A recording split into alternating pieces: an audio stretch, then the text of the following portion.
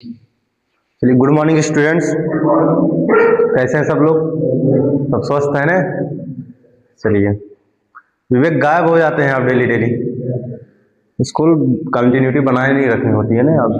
अब daily daily ऐसे गायब होते रहेंगे, चीज़ नहीं समझ में आएगी। जो ये इम्पोर्टेंट सेशन चल रहे हैं, ये अगर एक बार भी बीच में अगर रुक जाता है, छूट जाता है, तो चीज़ें समझ में नहीं आती हैं। भले आप वीडियो देखेंगे तो उसका इम्पैक्ट कम आता है। जब आप लाइव और ऑफलाइन और लाइव यही अंतर होता है। ऑफलाइन में आप चीज़ों को इम्पैक्टली समझ सकते हैं। जब ऑनलाइन जब रहता है उसमें आप वीडियो पॉज करके, या उसमें डिस्ट्रैक्शन ज़्यादा होता है, कोई घर पे बुला लिया वहीं पॉज करके चला जाता, तो रिदम फ्लो टूट जाता है ना बच्चों। तो रिदम टूट जाता है। इसीलिए जो होता है ऑफलाइन जो स्टडी होती है वेरी मोस्ट इंपॉर्टेंट, बहुत अच्छी होती है। ठीक ना? तो पिछली कक्षा में हम लोगों ने पढ़ा था डाइजेस्टिव सिस्टम। डाइजेस्टिव सिस्टम होता क्या है, इनमें कौन कौन से अंग होते हैं, है ना? कौन कौन से अंग लेते हैं, और प्रत्येक अंग का नाम क्या होता है और उसका महत्वपूर्ण योगदान क्या होता है भोजन को बचाने में। तो हम लोगों ने वहां पर डिस्कस कर लिया था पाचन तंत्र होते क्या है और उसमें कौन कौन सी चीजें होती है। पिछली कक्षा में हम लोगों ने डायरेक्ट हम लोग पित्ताशय को पढ़ा था, अग्नाशय को पढ़ा था, और general principle of digestive system, है ना? यहाँ तक हम लोगों ने डिस्कस किया था और उसको हम लोगों ने यहाँ पे समाप्त कर दिया था। पिछला चैप्टर खत्म हो गया था। आज नया चैप्टर स्टार्ट करते हैं। आपका एक्सक्रीटरी सिस्टम होता है। एक्सक्रीटरी सिस्टम जो होता है, उत्सर्जन तंत्र क्या होता है ना? एक्सक्रीटरी सिस्टम, उत्सर्जन तंत्र किसे कहते हैं? उत्सर्जन तंत्र में महत्वपूर्ण योगदान क्या होता है? मानव शरीर में उत्सर्जन तंत्र का महत्वपूर्ण काम क्या होता है, महत्वपूर्ण योगदान क्या होता है, वो सब चीजें हम यहाँ पर डिस्कस करेंगे। एक्सक्रीटरी सिस्टम में कौन कौन से अंग भाग लेते हैं, उनकी महत्वपूर्ण भूमिकाएं क्या होती है, उनकी संरचना कैसी होती है ना? और फंक्शंस क्या होते हैं, वो सब चीजें यहाँ पर हम लोग डिस्कस करेंगे। ठीक है ना बच्चों? तो उससे पहले मैं सत्यम पटेल, गवर्नमेंट ITI मार्टिनगंज आजमगढ़ की तरफ से आप सभी विद्यार्थियों का अपने YouTube चैनल में हार्दिक स्वागत, अभिनंदन करते हैं। इसी की कड़ी में हम अपनी स्टडी को आगे कंटिन्यू करने की कोशिश करते हैं। ठीक है ना? चलिए, आज हम लोग पढ़ेंगे कंटेंट्स क्या होता है एक्सक्रीटरी सिस्टम, है ना? What is the excretory system, होता क्या है ना? एक्सक्रीटरी सिस्टम या उत्सर्जन तंत्र का परिभाषा क्या होती है, हम इसे किसे कहते हैं, इन्हें और किन नामों से जाना जाता है, वो चीजें हम लोग पढ़ेंगे।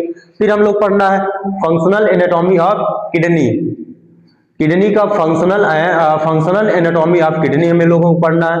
फिर हम लोगों को पढ़ना है functional formation and excretion of urine. Urine का फंक्शनल पढ़ना है और उसका फॉर्मेशन पढ़ना है, कैसे बनता है, ये सब चीजें कहाँ पर होती है। फिर उसका हमें पढ़ना है नेफ्रॉन्स क्या होते हैं, यूरेटर्स क्या होते हैं,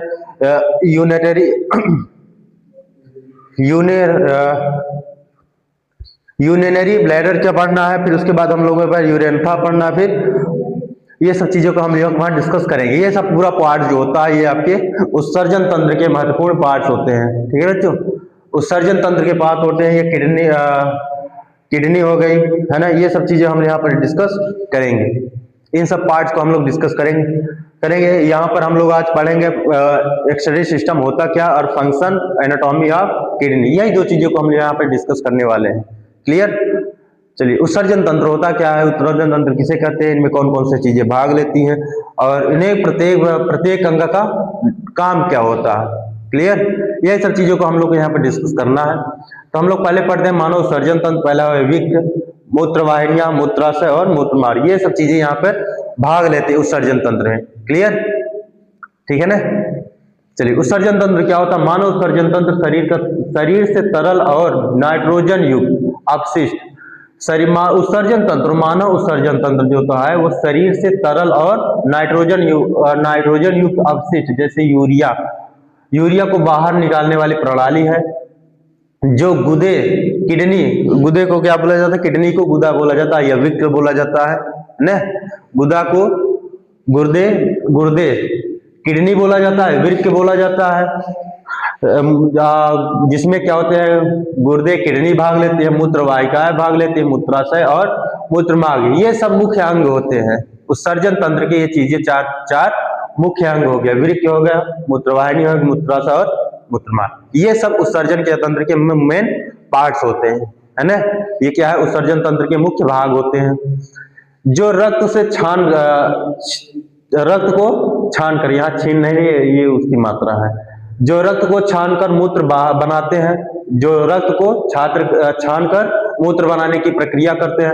जो किडनी होती है, ये वाली है ना, किडनी जो होती है ब्लड को छान कर मूत्र बनाने का काम करती है, फिर इससे शरीर से बाहर निकालते हैं, फिर जो इसे उत्सर्जन तंत्र से मूत्र को बाहर निकालते हैं, जिससे शरीर का रासायनिक संतुलन और जल, नमक, इलेक्ट्रोलाइट का स्तर बना रहता है। ये सब पार्ट्स आते हैं आपके उत्सर्जन तंत्र में। किसमें? उत्सर्जन तंत्र में। मानव उत्सर्जन तंत्र शरीर से तरल नाइट्रोजन युक्त अवशिष्ट यूरिया जो होती है आपके मूत्र में पाई जाती है, यूरिया NH3 है ना, मूत्र में क्या पाई जाती है? यूरिया पाई जाती है, NH3। तो शरीर को बाहर निकालने वाली प्रणाली होती है, जिसमें गुर्दा, मूत्रवाहिका, मूत्राशय और मूत्रमार्ग मुख्य अंग होते हैं। उत्सर्जन तंत्र के 4 मुख्य अंग होते हैं, किडनी हो गए, मूत्रवाहिका हो गए, मूत्राशय और मूत्रमार्ग। ये किसके भाग है? उत्सर्जन तंत्र के भाग हैं, जो रक्त को छानकर मूत्र बनाने का काम करते हैं। ये सब पार्ट जो मुख्य भाग है, रक्त को छानकर मूत्र बनाने का काम करते हैं। इसे शरीर से बाहर निकालते हैं, जिससे शरीर का रासायनिक संतुलन और जल नमक जो इसको हम लोग बोलते हैं इलेक्ट्रोलाइट या लवण बोलते हैं, लवण का स्तर बना रहता है। शरीर में रासायनिक संतुलन और जल का स्तर या जल नमक का स्तर बना रहता है। ठीक है ना। ये किसके माध्यम से होता है? ये उत्सर्जन तंत्र के माध्यम से संभव हो पाता है। उत्सर्जन तंत्र में 4 मुख्य मतलब 4 भाग होते हैं। कौन कौन से? किडनी हो गए, मूत्रवाहिनियां हो गई, मूत्राशय और मूत्रमार्ग। ये किसके भाग होते हैं? ये उत्सर्जन तंत्र के भाग होते हैं। क्लियर। फिर अगला हम यहाँ पर डिफिनीशन पढ़ेंगे। उत्सर्जन तंत्र की डिफिनीशन क्या होती है? वह जैविक प्रणाली होती है। उत्सर्जन तंत्र वह जैविक प्रणाली होती है जो जीवों के शरीर से उपापचय क्रियाओं के दौरान बने विषैले अवशिष्ट पदार्थों को, जैसे यूरिया, CO2, अतिरिक्त नमक, पानी को बाहर निकालती है ना। उत्सर्जन तंत्र क्या होता है? वह जैविक प्रणाली होती है। क्या होती है? वह जैविक प्रणाली होती है। उत्सर्जन तंत्र वह जैविक प्रणाली है जो जीवों के शरीर से उपापचय क्रियाओं के दौरान बने विषैले अवशिष्ट गैस या अवशिष्ट पदार्थ, जैसे यूरिया, CO2, अतिरिक्त नमक, पानी को बाहर निकालती है, जिससे शरीर की आंतरिक संतुलन बनाए रखने में और शरीर को नुकसान से बचाने में मदद मिलती है। ठीक है ना। इसके माध्यम से द्वारा, उत्सर्जन तंत्र के माध्यम से द्वारा, जिससे शरीर की आंतरिक संतुलन है ना, जिससे शरीर की आंतरिक संतुलन को बनाए रखने और शरीर को नुकसान होने से बचाने में मदद मिलती है। यह किसके द्वारा संभव होती है? उत्सर्जन तंत्र के माध्यम से। ठीक है ना। यह क्या होती है? एक जैविक प्रणाली होती है। उत्सर्जन तंत्र एक जैविक प्रणाली है जो जीवों के शरीर से उपापचय क्रियाओं के दौरान बने विषैले अवशिष्ट पदार्थों बने अवशिष्ट जो होते हैं, विषैले अवशिष्ट कौन कौन से होते हैं? यूरिया हो गई, CO2 और अतिरिक्त नमक या पानी। ये क्या होते हैं? विषैले होते हैं। तो उन्हीं को बाहर निकालती है, जिससे शरीर के आंतरिक संतुलन को बनाए रखते हैं और शरीर को नुकसान होने से बचाने में मदद मिलती है। ये होते हैं पार्ट्स ऑफ उत्सर्जन तंत्र का मुख्य काम होता है। शरीर से अवशिष्ट पदार्थों को बाहर निकालने का काम होता है और शरीर के संतुलन को बनाए रखने में मदद करता है। ठीक है ना। ये इसके पार्ट्स होते हैं। उत्सर्जन तंत्र के पार्ट्स होते हैं, पहला हो जाए किडनी हो गई, फिर मूत्रवाहिकाएं हो गई, मूत्राशय और मूत्रमार्ग। ठीक, यहाँ तक कोई दिक्कत? चलिए आगे करते हैं। फिर हम लोग पढ़ते हैं उत्सर्जन तंत्र का मुख्य कार्य क्या होता है ना। मुख्य कार्य, की फंक्शन ऑफ एक्सक्रीटरी सिस्टम। तो उत्सर्जन तंत्र का मुख्य काम क्या होता है? इसका पहला मुख्य काम होता है अपशिष्ट निष्कासन। इसका अवशिष्ट निष्कासन, नाइट्रोजन युक्त अवशिष्ट यूरिया, यूरिक एसिड और अन्य विषाक्त पदार्थों को हटाने का काम करती है। शरीर में से नाइट्रोजन युक्त अवशिष्ट जैसे यूरिया हो गई, यूरिक एसिड हो गई, है ना, और अन्य विषाक्त पदार्थों को बाहर निकालने का काम करता है। दूसरा काम हो द्रव्य संतुलन। शरीर में पानी और नमक, इलेक्ट्रोलाइट के स्तर को नियंत्रित करता है। उत्सर्जन तंत्र का काम क्या होता है? शरीर में पानी और नमक के स्तर को नियंत्रित करने का काम करती है। थर्ड नंबर होता है पीएच का संतुलन। रक्त के पीएच स्तर को नियंत्रित करने का काम उत्सर्जन तंत्र करता है। ठीक है ना, ठीक बच्चों, कोई दिक्कत? इसका मुख्य काम क्या होता है? अवशिष्ट को निकालने का काम करता है, द्रव्य संतुलन बनाए रखता है और पीएच बैलेंस करने का काम करता है। पीएच स्तर को नियंत्रित करने का काम करता है आपका उत्सर्जन तंत्र। ठीक, चलिए आगे। फिर हम लोगों को पढ़ना है, पहला टॉपिक पढ़ना है उत्सर्जन तंत्र में पहला टॉपिक पढ़ना है functional anatomy of kidney. Functional anatomy of kidney, तो इसमें हम लोगों को पढ़ना है किडनी सेम के आकार का अंग होता है ना। फंक्शनल या क्रियात्मक एनाटॉमी ऑफ किडनी का क्रियात्मक एनाटॉमी हम लोगों को पढ़ना है। इसमें पहला पॉइंट होता है, इसमें किडनी सेम के आकार का अंग होता है। कैसा होता है? सेम के आकार। सेम खाए जो सब्जी बनती है आपके, सेम के बीज आप लोगों ने देखा होगा, है ना। सेम के बीज के आकार का अंग होता है ना। तो किडनी सेम के आकार का अंग है जो रीढ़ की हड्डी के दोनों ओर, जो रीढ़ की हड्डी ये वाली हड्डी, इसी के यहाँ पर दिखाया नहीं गया, इसी के दोनों ओर पाई जाती है। दो किडनी होती है, मानव शरीर में कितनी होती है? दो किडनी होती है, एक जोड़ा होता है। रीढ़ की हड्डी के दोनों ओर पसलियों के ठीक नीचे स्थित होता है। जो ये वाली पसलियां होती हैं इसके ठीक नीचे स्थित होता है। रीढ़ की हड्डी के दोनों ओर और पसलियों के नीचे स्थित होता है। इनका मुख्य कार्य रक्त को छानकर अवशिष्ट और अतिरिक्त पानी को मूत्र के रूप में बाहर निकालने का काम होता है। किडनी का काम क्या होता है? इनका मुख्य कार्य रक्त को छानकर अवशिष्ट और अतिरिक्त पानी को मूत्र के रूप में बाहर निकालना होता है, जिससे शरीर का संतुलन बना रहे। ठीक है ना। किडनी का मेन फंक्शन क्या होता है? रक्त को छानकर अवशिष्ट, वेस्ट और अतिरिक्त पानी को मूत्र के रूप में बाहर निकालना होता है, जिससे शरीर का संतुलन बना रहे। इनकी आंतरिक संरचना, ये तो हम लोग यहाँ पे पढ़ लिए। ये होता क्या है? इसकी मतलब इसकी लोकेशन, किडनी का लोकेशन या स्थान कहाँ होता है? यह पहले इसका स्ट्रक्चर कैसा होता है? स्ट्रक्चर होता है सेम के आकार की, सेम का आकार का अंग होता है जो रीढ़ की हड्डी की दोनों ओर और पसलियों के ठीक नीचे स्थित होता है। ठीक है ना। फिर हम लोगों को पढ़ना है इसका मुख्य कार्य क्या होता है। इसका मुख्य कार्य रक्त को छानकर अवशिष्ट और अतिरिक्त पानी को मूत्र के रूप में बाहर निकालना होता है। फिर इसमें जिससे शरीर का संतुलन बना रहे। इनकी आंतरिक संरचना में वैलकुट,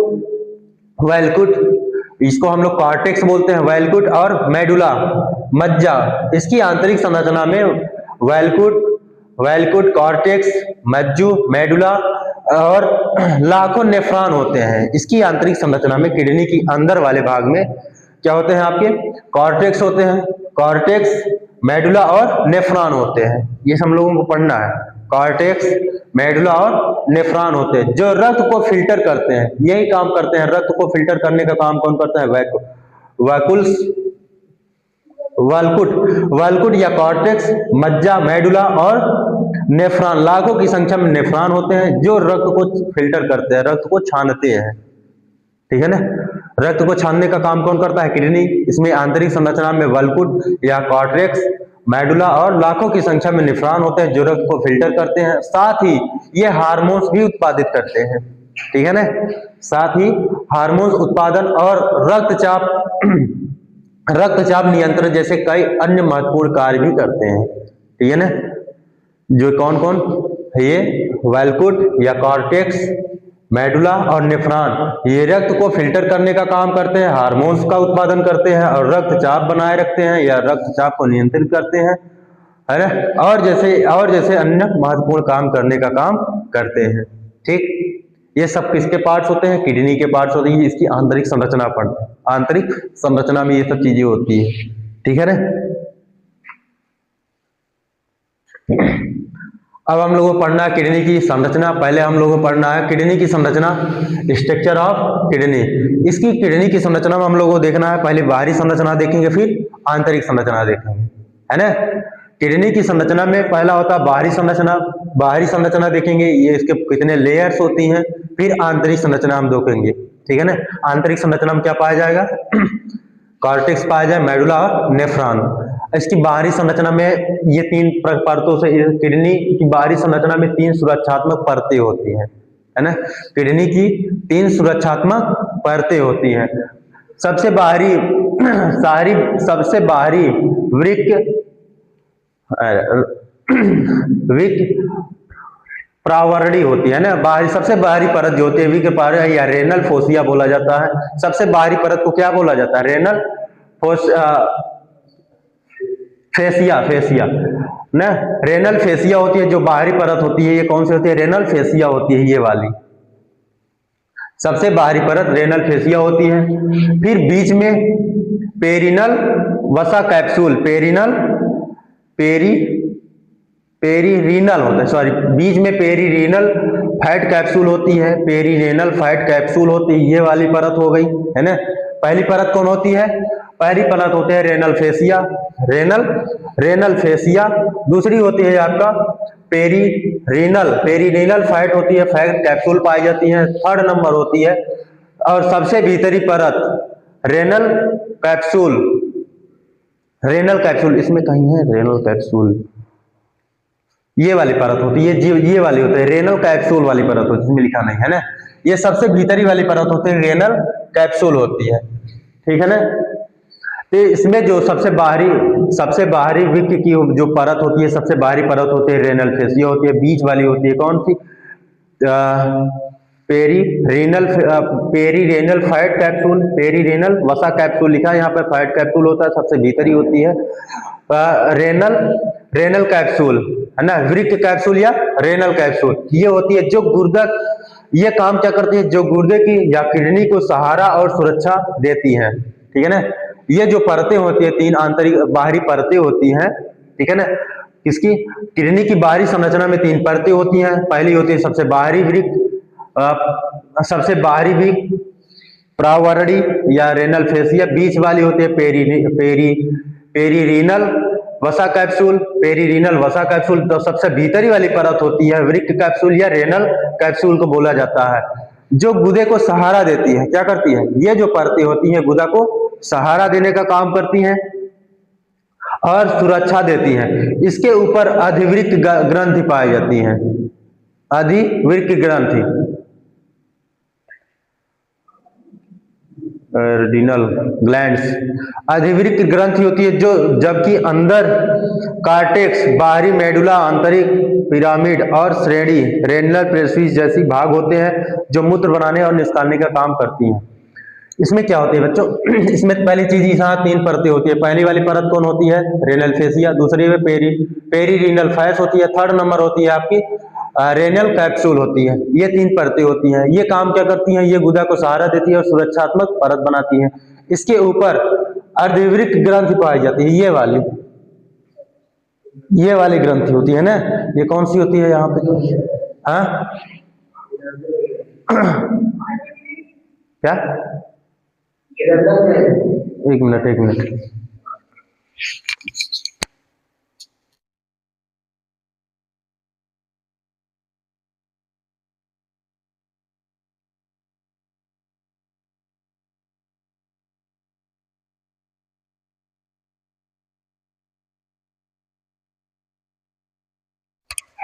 चलिए, इसके ऊपर ही जो होती है उसको एड्रिनल ग्लैंड होती है, जिसके ऊपर ही वाली परत जो होती है, इसके ऊपर ही जो इन सब के ऊपर वृक्क के ऊपर जो ये वाली ग्लैंड होती है, ये एड्रिनल ग्लैंड बोला जाता है, ठीक है ना।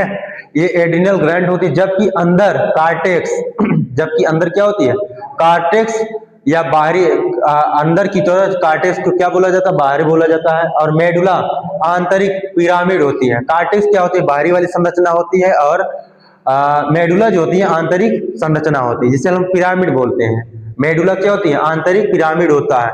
और श्रोणी को बोला जाता है रेटिनल पेल्विस बोला जाता है। क्या बोला जाता है?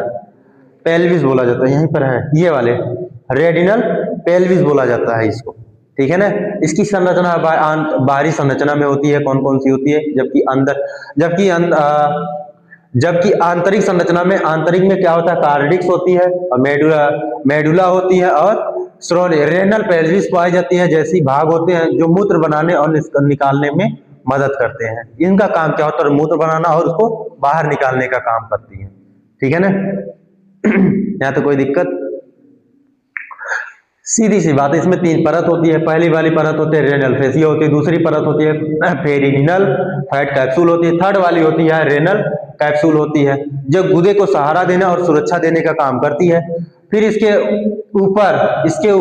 ऊपर क्या होता है, अधिवृक्क ग्रंथि एड्रिनल ग्लैंड होती है, ये वाली एड्रिनल, इन सभी के ऊपर क्या होती है, एक एड्रिनल ग्लैंड होती है ना, होती है। जबकि अंदर इसके आंतरिक भाग में क्या होता है, कार्टेक्स होती है, मेडुला होती है और रेनल पेल्विस जैसी भाग होती है। रेनल पेल्विस ये वाली भाग होता है ना, ये रेनल पेल्विस वैसी भाग होती है जो मूत्र बनाने और उसको निकालने में मदद करती है। ठीक, चलो आगे। अब हम लोगों को पढ़ना है रेनल फेसिया पढ़ना है। इसकी पहली परत को पढ़ना है, ठीक है ना। पहली भाग होती है रेनल फेसिया, जिसे हम लोग क्या बोलते हैं, गेरोटा, क्या बोला जाता है, गिरोटा प्रावरणी बोला जाता है, गिरोटा फोसिया भी कहते हैं। विक या रेनल फोसिया को क्या बोलना, गेरोटा फोसिया भी कहा जाता है, ठीक है ना। रेनल फोसिया को गेरोटा फोसिया भी कहते हैं। गुदे के चारों ओर से मौजूद रेशेदार ऊतक की एक परत होती है। यह जो होती है, ये गुदे के चारों ओर ये रेशेदार वाली परत होती है। रेनल फोसिया जो होती है, गुदे के चारों ओर रेशेदार ऊतक की एक परत होती है, जो इसे अपने स्थान पे बनाए रखने में मदद करती है। जो किडनी है, हाँ ठीक है, तो जो इसे अपने स्थान पर बनाए रखने में मदद करती है और अंग को अलग करती है और बाहरी आघात इंजरी से बचाती है। जो ये परत होती है बच्चों, ये क्या करती है, अंगों को अलग करने का काम करती है। यहाँ पे जो भी और भी मांसपेशियां होती हैं, आमाशय होता है, यकृत होता है ना, लीवर, ये सब इन्हीं के पास में रहती है, उसको अलग करने का काम करती है। ये बाहरी आघात से बचाने में भी मदद करती है। ये जो बाहरी वाली परत होते हैं रेनल फेसिया, ये बाहरी आघात से बचाती है और यह संयोजी ऊतक से बना होता है। रेनल फेसिया किससे बना होता है, कनेक्टिव टिश्यू से बना होता है ना। इसके नीचे वसा की एक परत होती है, यहाँ पे पेरिनल फैट, इसके नीचे किसके, रेनियल फोसा के नीचे किसकी परत होती है, वसा की एक परत होती है, जिसे हम क्या पेरिनल फैट कहते हैं। वसा की एक परत वाली जो हम दूसरी वाली परत कौन होती है, रेनिनल फैट कैप्सूल होती है, जो इसे अतिरिक्त सुरक्षा देती है। ठीक, पेरिनल फैट कैप्सूल वाली जो परत होती है, ये किडनी को या वृक्क को या गुर्दे को अलग से सुरक्षा प्रदान करने में महत्वपूर्ण भूमिका निभाती है, ठीक है ना। फिर इसको हम लोगों को पढ़ना है मुख्य कार्य और संरचना। पहला इसका मुख्य कार्य संरचना में इसको सुरक्षा करने का काम, मुख्य कार्य क्या होता है इसका, सुरक्षा करने का काम होता है। यह गुर्दे को चोट लगने से बचाती है और उसे स्थिर रखती है। इसकी सुरक्षा करने का काम होता है। पहला काम क्या होता है, यह गुर्दे को चोट लगने से बचाती है और उसे स्थिर रखती है। दूसरा अलगाव, यह गुर्दे को आसपास अंग, यह गुर्दे के आसपास किसके अंग जैसे होता है एड्रिनल ग्रंथ, अग्नाशय, प्लीहा से अलग करने का काम करती है। जब बाहरी वाली परत होती है, इन सभी अंगों से इसको अलग करने का काम करती है, ठीक है ना। अग्नाशय से अलग करती है और एड्रिनल ग्रंथ से और प्लीहा से अलग करने का काम करती है, ये वाली परत है ना, रेनियल फेसिया। चलिए आगे। फिर दूसरी हम लोग पढ़ना है पेरिनल वसा कैप्सूल। पेरिनल वसा कैप्सूल, यह गुर्दे के चारों ओर मौजूद वसा की एक परत और रेशेदार कैप्सूल का संयोजन होता है। रेशेदार कैप्सूल का क्या होता है, एक प्रकार का संयोजन होता है। यह कहाँ पर स्थित होता है, यह गुर्दे के चारों ओर मौजूद वसा की एक परत होती है।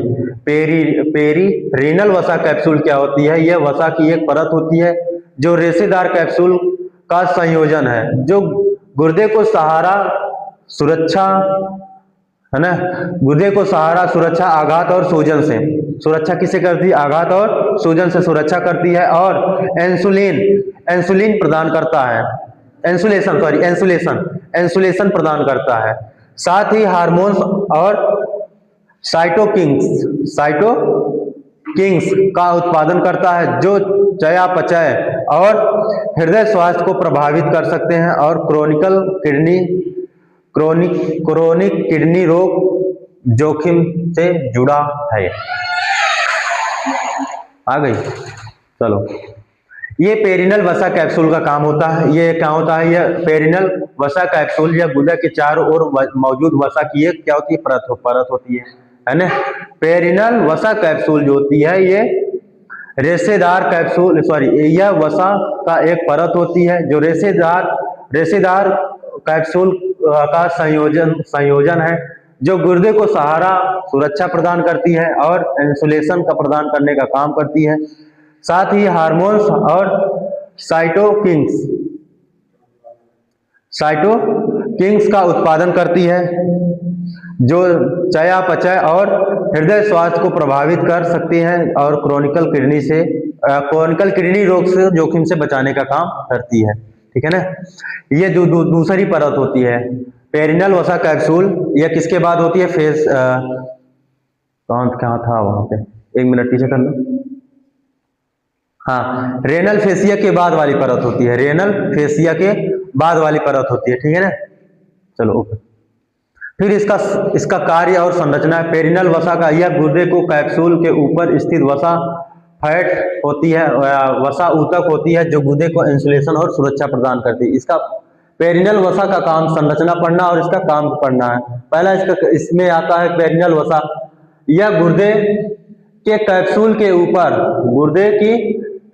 के ऊपर स्थित वसा ऊतक है, जो गुर्दे को इंसुलेशन और सुरक्षा प्रदान करती है। जो तीसरी वाली परत होती है फेसिया कैप्सूल, है ना, फेसिया कैप्सूल के ऊपर स्थित होती है। फेसिया कैप्सूल के ऊपर स्थित होती है और फेसिया, एक मिनट पीछे करना, ये वाले रेनल फेसिया के नीचे और फेसिया कैप्सूल के ऊपर स्थित होती है। रेनल फेसिया और फेसिया कैप्सूल 2 परत होती है ना। रेनल फेसिया जो होती है पहली परत होती है, उसके बाद में होते हैं perennial fat capsule. Third number होती है आपकी, थर्ड नंबर क्या होती है आपकी? फेसिया कैप्सूल होती है। ये वाली परत फेसिया कैप्सूल वाली परत होती है, ये इसके ऊपर स्थित होती है। पेरिनल वसा कैप्सूल फेसिया कैप्सूल के ऊपर स्थित होती है। ठीक है ना। जो गुर्दे को इंसुलेशन और सुरक्षा देती है। गुर्दा कैप्सूल क्या होता है? रेनल कैप्सूल, यहाँ हम लोगों को पढ़ना है। गुर्दा कैप्सूल अब पढ़ा आया है ना, यहाँ पे कहाँ गया?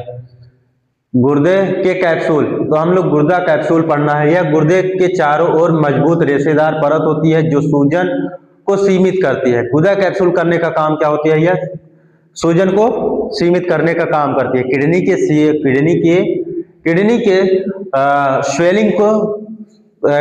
स्वेलिंग को सीमित करने का काम करती है, गुर्दा कैप्सूल होती है। यह कहाँ पाई जाती है? गुर्दे के चारों ओर एक मजबूत रेशेदार परत होती है, जो सूजन को सीमित करती है। फिर हम लोगों ने पढ़ना है पेरिनल वसा कैप्सूल, फिर से वही आ गया। यह पेरिनल वसा और रेशेदार कैप्सूल दोनों पेरिनल वसा और रेशेदार कैप्सूल दोनों को मिलाकर कहा जाता है, जो गुर्दे को सहारा देता है और उसे अपनी जगह पर बनाए रखने में मदद करता है। ठीक है ना। ये नाम पढ़ते चलिएगा, इसको पढ़ लीजिएगा। इसमें ज्यादा क्वेश्चन आता नहीं है, सबसे ज्यादा क्वेश्चन आंतरिक वाले भाग में आता है। लेकिन इसका क्या होता है, इसमें जो होता है डायग्राम लगाना, ये वाली परत बहुत इंपॉर्टेंट होती है। पहली परत कौन होती है? दूसरी परत कौन है? तीसरी परत कौन होती है? पहली परत कौन होती है? रेनल फेसिया होती है। दूसरी वाली परत होती है पेरिरीनल फैट वाली होती है। फिर थर्ड नंबर होती है फेसिया कैप्सूल होती है। ये तीसरी वाली परत होती है। ठीक है ना। चला, इसका महत्व और प्रभाव। इसका क्या महत्व? यह वसा सिर्फ एक निष्क्रिय ऊतक नहीं है, बल्कि यह एडिपोकाइन्स नामक हार्मोन्स उत्पादन करती है। जो ये फसा पेरिनल वसा कैप्सूल होती है, यह एक प्रकार की यह वसा सिर्फ एक निष्क्रिय ऊतक नहीं होता, बल्कि एडिपोकाइन्स नामक हार्मोन्स उत्पादन करती है, जो शरीर के चयापचय को प्रभावित करती है। जो शरीर के चयापचय को प्रभावित करती है, कौन? हार्मोन्स। उस हार्मोन्स का क्या नाम होता है? एपिडोकाइंस। एपिडोकाइंस क्या होता है? एक प्रकार का एपिडोकाइंस एक प्रकार का हार्मोन होता है। यह कहाँ उत्पन्न होता है? यह होता है कहाँ पर? पेरीरीनल फैट कैप्सूल में उत्पादन होता है, ठीक है ना।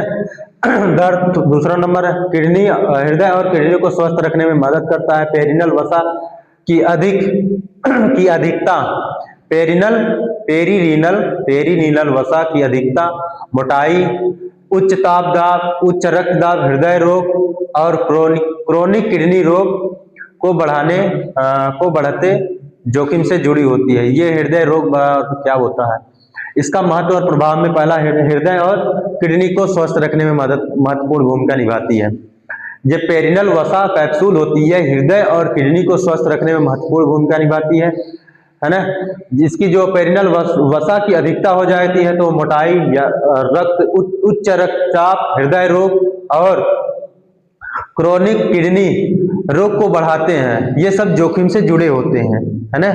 जब यहाँ पे किडनी की जो पेरिनल वसा कैप्सूल की अधिकता हो जाती है ना, पेरीरीनल वसा की अधिकता हो जाती है तो वहां पर उच्च रक्तदाब हो जाता है ना।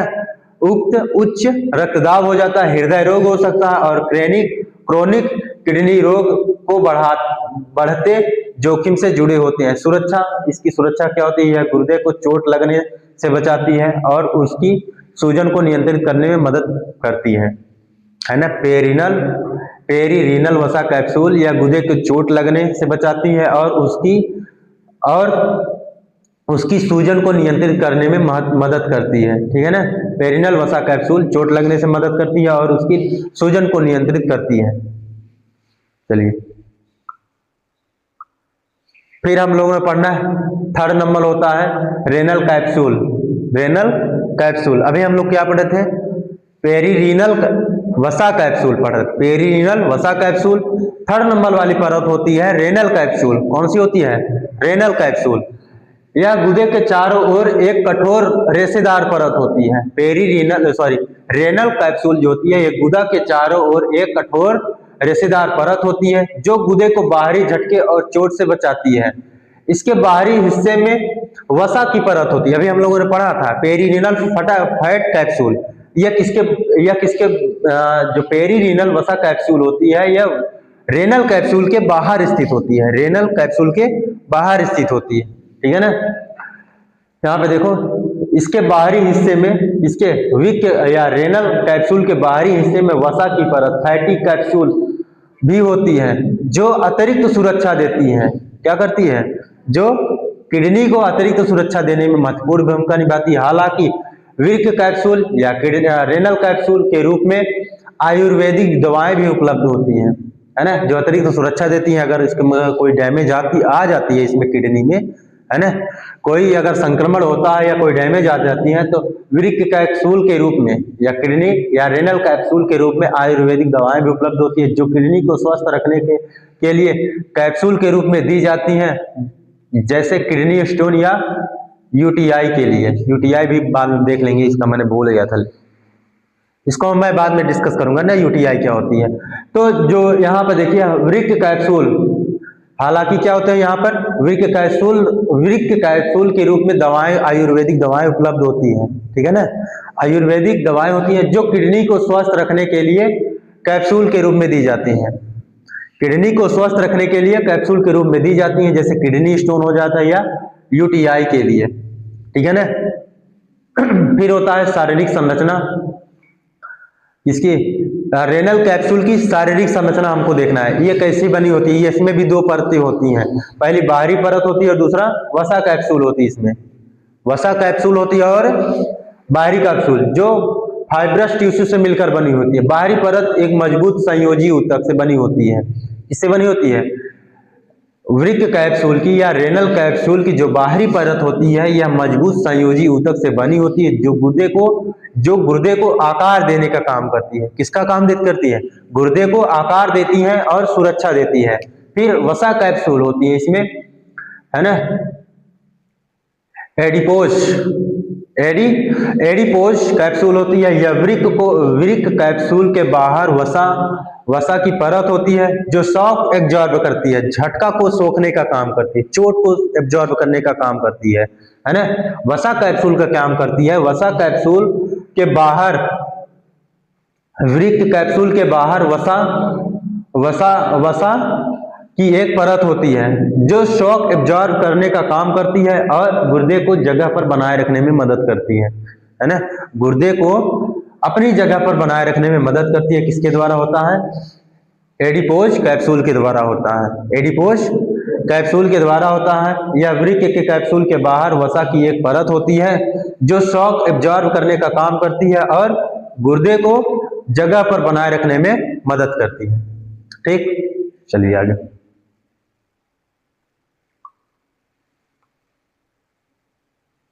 यहाँ पर हम लोगों ने देख लिया था गुर्दे की शारीरिक संरचना। यहाँ पर रेनल कैप्सूल अभी हम लोगों ने पढ़ा ही है, फिर उसके बाद वसा कैप्सूल, फिर रेनल फेसिया, वृक्क प्रावड़ी, ये जो हम लोगों ने पहली परत होती है ये वाली, यहाँ पर है कहीं रेनल फेसिया, यहाँ पर हो गई ना रेनल फेसिया। रेनल फेसिया क्या है यहाँ पे? रेनल फासिया जो होती है ये यहाँ पर होती है कहाँ? फिर रेनल कैप्सूल ये वाली परत होती है। रेनल कैप्सूल ये तीसरी वाली परत मैंने कहा था। रेनल कैप्सूल ये वाली परत है, रेनल कैप्सूल होती है। फिर रेनल कैप्सूल ये वाली परत होती है, ठीक है ना। एडिपोज कैप्सूल, एडिपोज कैप्सूल कहाँ पर था? एडिपोज कैप्सूल, चलिए वही आगे है, इसमें कहीं ना कहीं मिलेगा। रेनल कैप्सूल यह वृक्क के चारों ओर, यह गुर्दे के चारों ओर एक पतली रेशेदार झिल्ली होती है जो गुर्दे को बाहरी दबाव और संक्रमण से बचाने का काम करती है। ये वाली रेनल कैप्सूल है ना। यह गुर्दे के चारों ओर एक पतली रेशेदार झिल्ली होती है जो गुर्दे को बाहरी दबाव और संक्रमण से बचाने का काम करती है। फिर वसा कैप्सूल होती है। इसके ऊपर वसा की एक परत होती है जो झटके या शॉक से बचाने का काम करती है। वसा कैप्सूल का काम क्या होता है? झटकों को बचाने का काम करती है। यह कहाँ पाई जाती है? किसके ऊपर होती है? रेनल कैप्सूल के ऊपर एक फैट एडिपोज कैप्सूल की एक पतली परत होती है जो झटके से बचाने में मदद करती है। फिर रेनल फेसिया, विक प्रावरणी होती है। यह वसा कैप्सूल के ऊपर होती है और गुर्दे को अपनी जगह पर बनाए रखने में मदद करती है, ठीक है ना। यह वसा कैप्सूल ये वाली पेरिनल फैट इसके ऊपर स्थित होती है। रेनल फेसिया ये काम क्या करती है? गुर्दे को अपनी जगह पर बनाए रखने में मदद करती है, बाहरी चोटों से भी बचाने में मदद करती है और अन्य भागों जो शरीर के अन्य भागों को अलग करने में, किडनी को अन्य भागों से अलग करने में महत्वपूर्ण भूमिका निभाती है, ठीक है ना। चलिए अब हम लोगों को पढ़ना है आंतरिक संरचना। अभी हम लोग को पढ़े थे बाहरी संरचना, किडनी की बाहरी संरचना, उसकी हम लोगों ने परत को देखा था, लेयर्स को देखा था। अब इसकी आंतरिक संरचना में हम लोगों को पढ़ना है। किडनी की आंतरिक संरचना में मुख्य रूप से दो भाग होते हैं, बाहरी रीनल कार्टेक्स और भीतर renal medulla.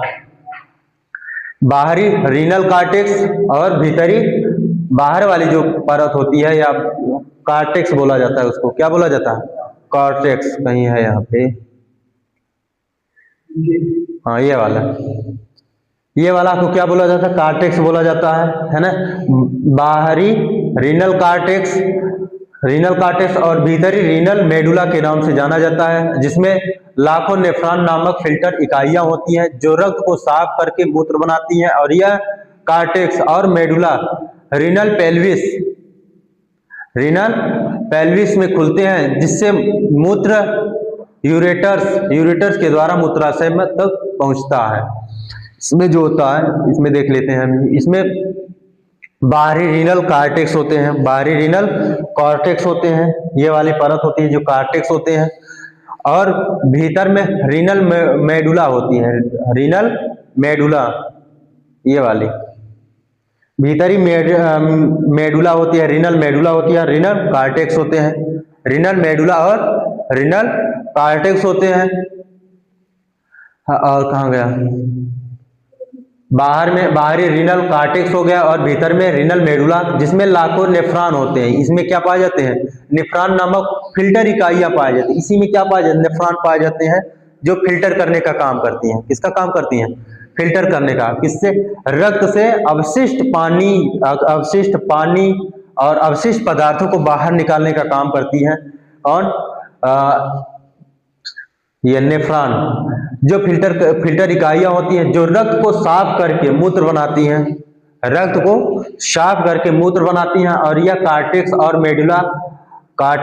Medulla renal pelvis,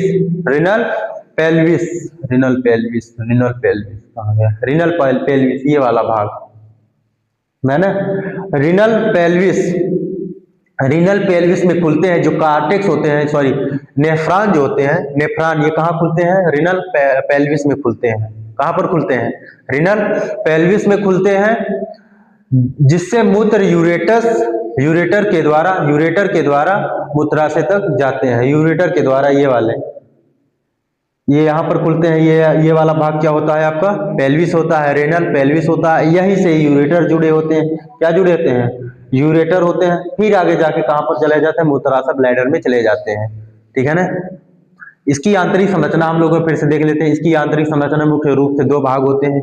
आंतरिक संरचना में कौन होते हैं? मुख्य दो भाग होते हैं। पहला होता है कार्टेक्स होता है, दूसरा होता है मेडुला होता है।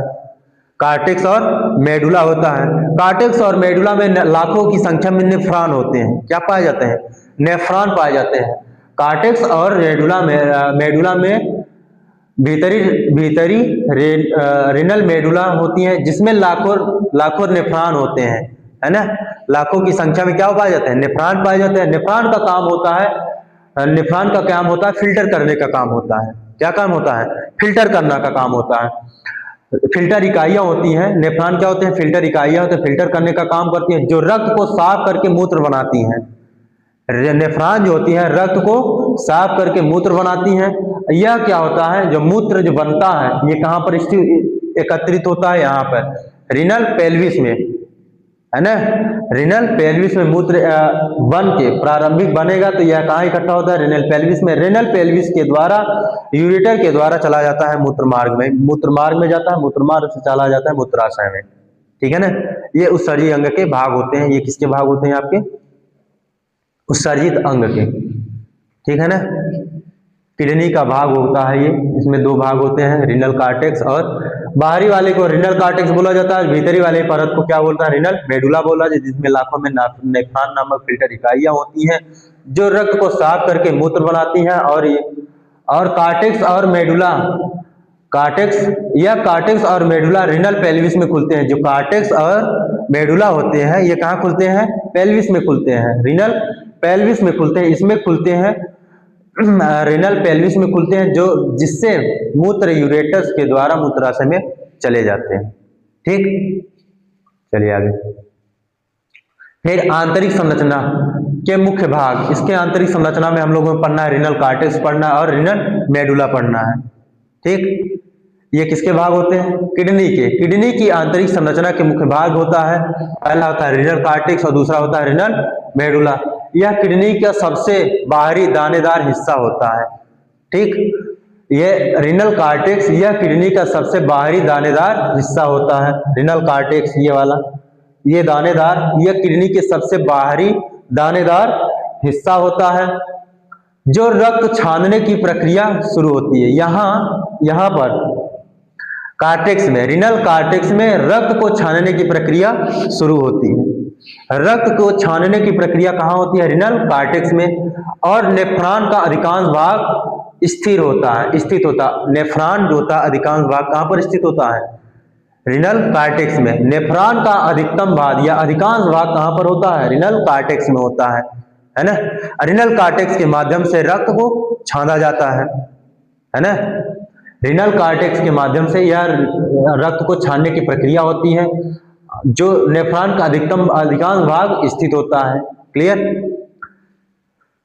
रिनल कार्टेक्स किडनी का सबसे बाहरी दानेदार हिस्सा होता है, जहां रक्त को छानने की प्रक्रिया शुरू होती है और नेफ्रॉन का अधिकांश भाग स्थित होता है। फिर होता है रिनल मेडुला।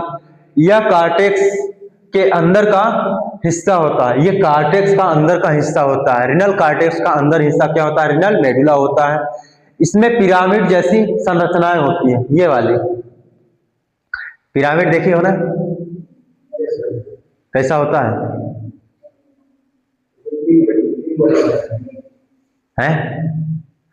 पिरामिड कैसा होता है? पिरामिड का आकार कैसा होता है?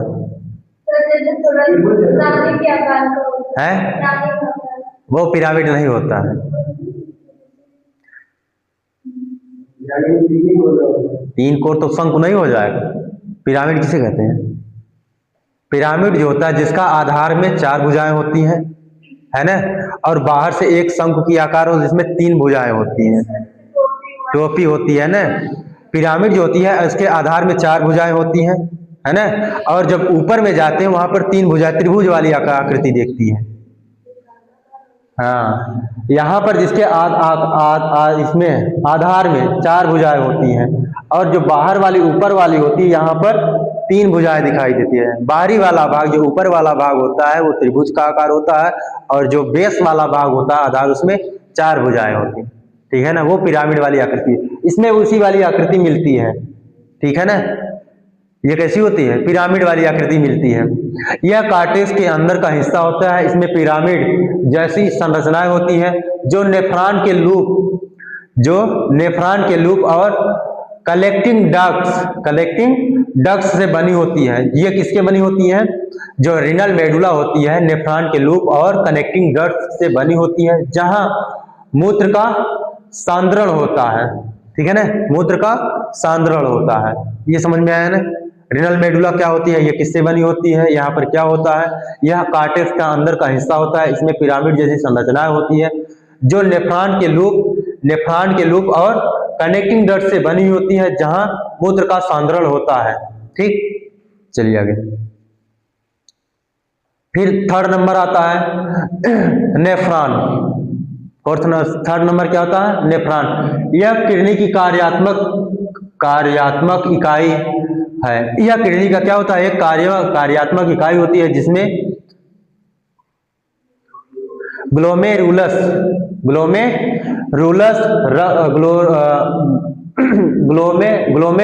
रक्त को फिल्टर करने वाला पार्ट होता है इसमें, है ना। किडनी की कार्यात्मक इकाई कौन होती है? नेफ्रॉन होती है ना। किडनी की कार्यात्मक इकाई नेफ्रॉन होती है जिसमें ग्लोमेरुलस रक्त को फिल्टर करने वाला और रीनल ट्यूबर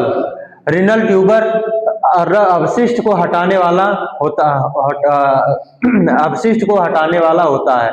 इसमें 2 पार्ट्स होते हैं बच्चों। नेफ्रॉन में कितने पार्ट्स होते हैं? 2 भाग होते हैं। पहला होता है ग्लोमेरुलस होता है। ग्लोमेरुलस का काम होता है रक्त को फिल्टर करता है। ग्लोमेरुलस का काम होता है रक्त को फिल्टर करता है। फिर दूसरा होता है कौन आपका? रीनल ट्यूबल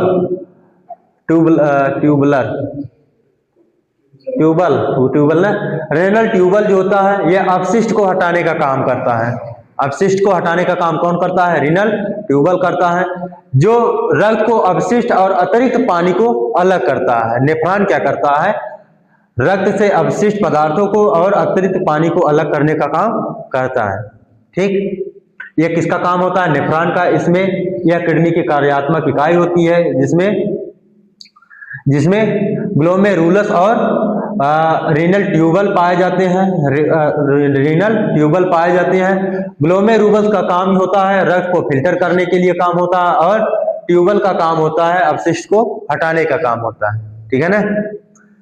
रीनल ट्यूबल का काम अपशिष्ट को हटाने का काम होता है, जो रक्त से अपशिष्ट और अतिरिक्त पानी को अलग करता है। फिर पढ़ते हैं रेनल पेल्विस। यह किडनी के केंद्र में एक की फनल के आकार का हिस्सा होता है। रेनल पेल्विस यह किडनी के केंद्र में एक कीप के आकार का हिस्सा होता है जो लघु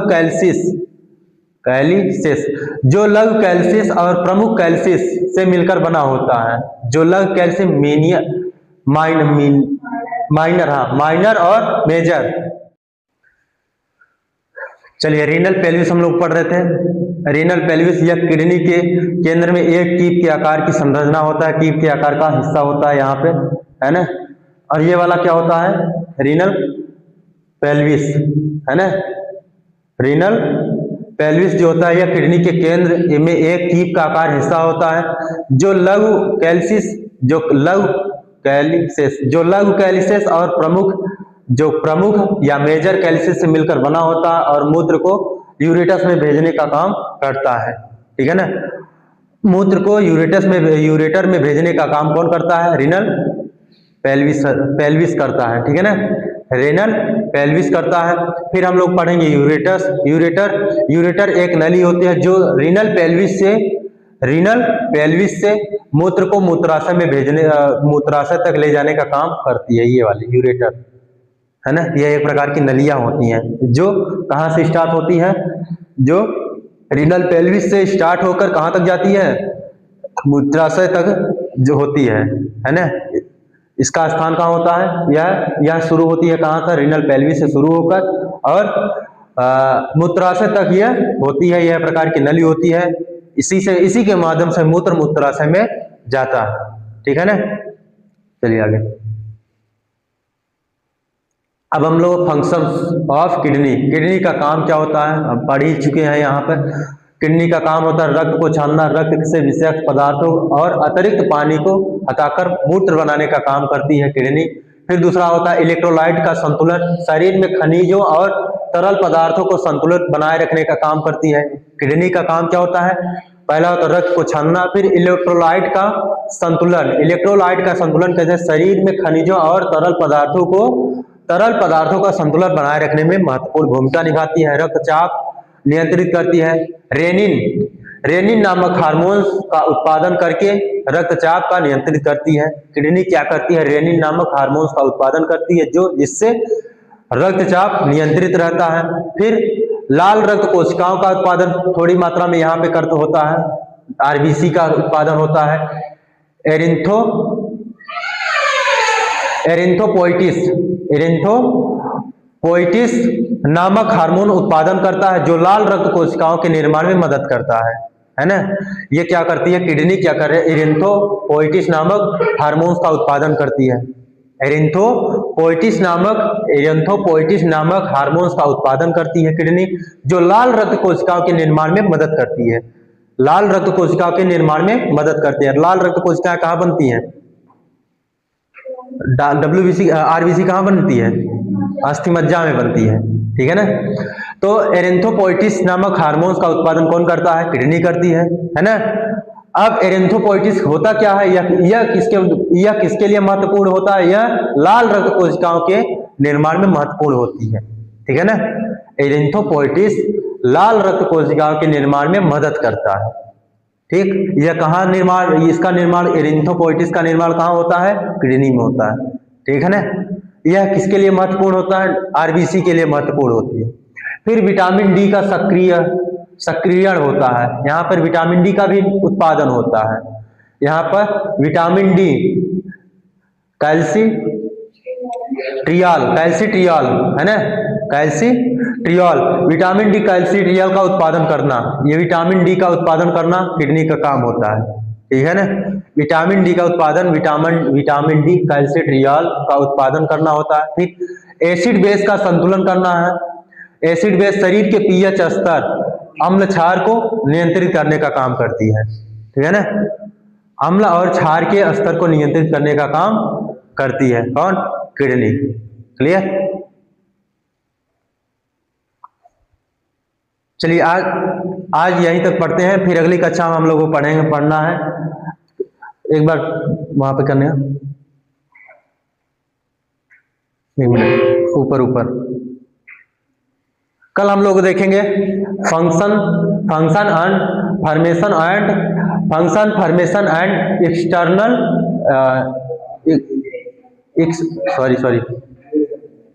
एक्सक्रेशन ऑफ यूरिन।